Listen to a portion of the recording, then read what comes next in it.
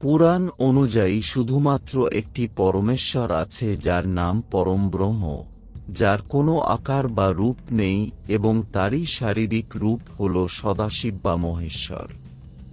তিনি কোনো সময় চক্র বা কর্মচক্র দ্বারা আবদ্ধ নন, তিনি নিজেকে মহাকাল রূপে প্রতিষ্ঠিত করেছেন, যাকে আমরা সাধারণত রুদ্র বা শিব বলে জেনে আসছি।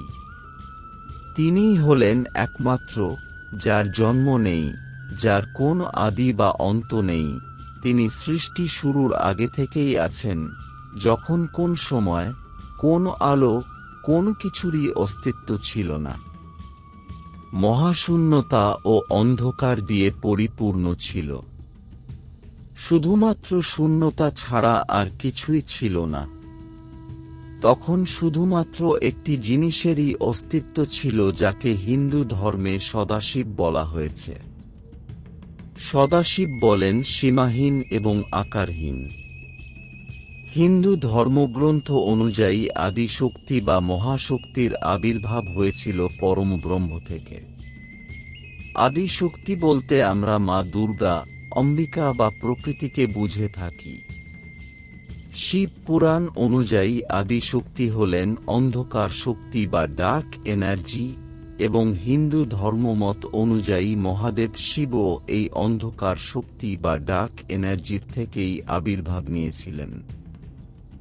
মা শক্তি, আদি শক্তি, ভগবান, গড, জিসাস, আল্লাহ, আপনি ইনাকে যে কোনো নামেই ডাকতে পারেন।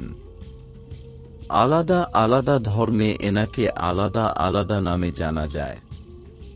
ইনি ভগবান শিবকে বানিয়েছেন, বা আপনি এটাও বলতে পারেন ভগবান শিব এবং মা আদিশক্তি একই।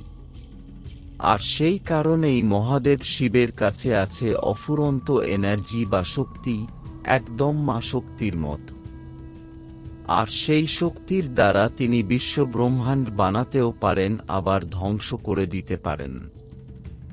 বিজ্ঞান অনুযায়ী এটাকেই ব্ল্যাক হোল বলা হয়। এই ব্ল্যাক হোলের জন্যই বিশ্ব ব্রহ্মাণ্ড ধ্বংস হতে পারে, এবং প্রায় সব বিশ্ব ব্রহ্মাণ্ড বা মহাকাশের কেন্দ্রবিন্দুতে একটি করে ব্ল্যাক হোল পাওয়া যায়। এর থেকেই বিশ্ব ব্রহ্মাণ্ডের অন্ত ঘটে এবং নতুন বিশ্ব ব্রহ্মাণ্ডের সৃষ্টিও হয়। আদি শক্তি থেকেই ভগবান বিষ্ণু, ভগবান ব্রহ্মা এবং স্বয়ং মহাদেব শিব বা রুদ্রের আবির্ভাব ঘটে।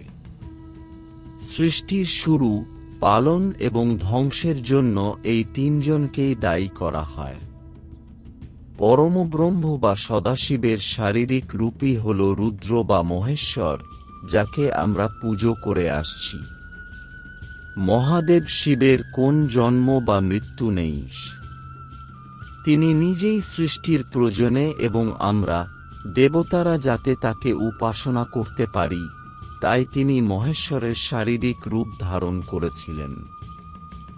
পরমব্রহ্ম বা মহাদেব শিবের সমান ক্ষমতা। আরও কিছু রহস্যময় তথ্য নিয়ে আসব পরবর্তী ভিডিওতে। আজকের ভিডিওটি দেখে সামান্য উপকার হয়ে থাকলে অবশ্যই লাইক করবেন এবং কমেন্ট বক্সে ওম নমঃ শিবায় লিখবেন। ধন্যবাদ।